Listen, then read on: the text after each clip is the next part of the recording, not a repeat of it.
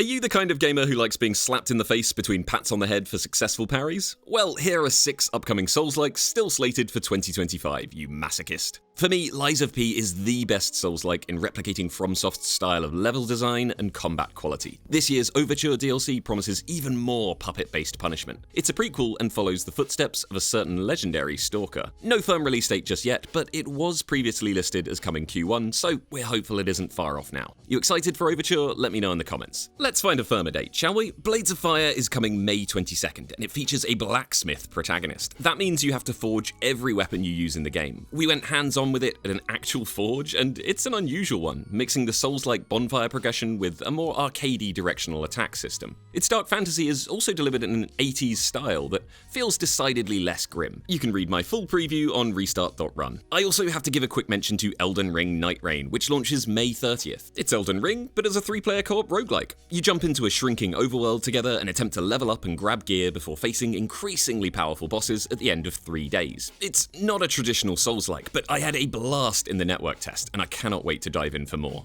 Next, Wuchang Fallen Feathers will bring its flowing and flourish-filled fights on July 24th, 2025. During the final stages of the Ming Dynasty, you play as a pirate warrior afflicted with that video game classic amnesia, as well as something called feathering. No, not the Photoshop effect, but a ravaging disease responsible for spawning monsters across the lands. Let's hope Wuchang Fallen Feathers delivers function to match its obvious flair. The Relic First Guardian is probably the Souls-like on this list that needs to do the most to convince us. It's a medieval fantasy game in which you play as the first and final guardian of the land, tasked with gathering the fragments of a relic that, well, I mean, you've heard this story plenty of times before. A grim world, big monsters, and plenty of dodges and parries. Let's hope we see some more unique draws to the game ahead of its planned 2025 release. And finally, what's this? Another fantasy land beset by a blight which has unleashed monsters across the realm? Well, unlike most Souls-likes, Ballad of Antara features multiple protagonists called emissaries that you can swap between mid-fight, each sporting their own weapons and skills. It also promises co-op for up to 3 players at a time. The first gameplay showcase looked gorgeous, but featured some seriously health-spongy enemies, so we're hoping some tuning happens before its PC and PS5 release. Let me know in the comments if I've missed any upcoming Souls-likes, and of course, I want to hear which ones you parry fiends are anticipating most.